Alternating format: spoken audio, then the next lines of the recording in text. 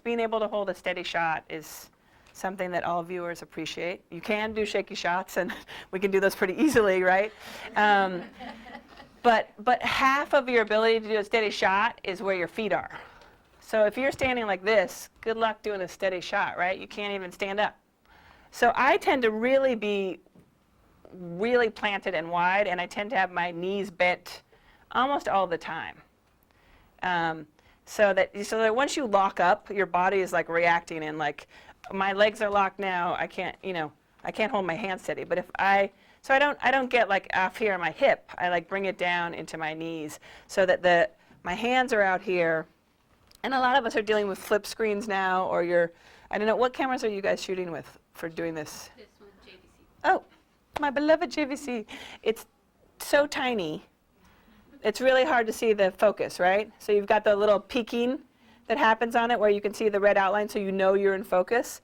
So I'll tend to like get the color balance right and then just go into peaking mode, which is in black and white, but I can at least see whether it's in focus or not. But so this little camera, I mean, it's so easy to hold this camera. You've got your hand there, you're supporting it from below, and then you can easily move any of the dials, right?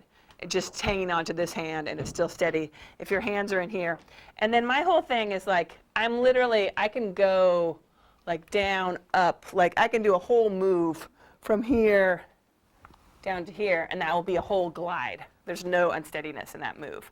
And that's because I've got, those of us who are basketball players, we have an advantage, because it's all about pivoting, right? So you're holding onto your steadiness, and then you're moving from there. And then you just change your pivot foot. But so from any position, I can start walking backwards if I need to, right? And the way I walk backwards is I'm not trying to be like a runway model, like putting my foot in front of the other, right? You gotta stay wide. So you just slide, you slide. And the other thing is like watch figure out what kind of treads you have on your shoes, because you want to be like not too slippery, not too grippy.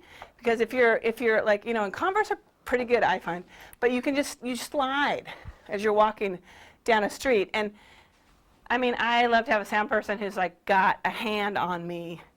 They're walking forward, booming, and then I'm not going to fall in a hole. But sometimes you are walking by yourself, and it's just like, if you're sliding, at least you sort of know what's coming. But I tend to have my feet, and I'll do the same thing when I'm walking forward. I'll try to glide.